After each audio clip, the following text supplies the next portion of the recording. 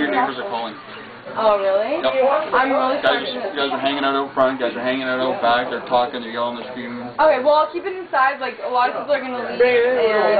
Bring it No, inside. a lot of people are going to leave, honestly. I was just trying to keep it under control. A lot of people are going to leave. I'm going to keep it inside, definitely. Like, Perfect. no more noise complaints. I'm really sorry for anything that happened. I already... Guys, when you leave the place, leave the booze in the house. We catch you on the street, you're going to get done. Yeah, I told my neighbors definitely. I told them I was sorry.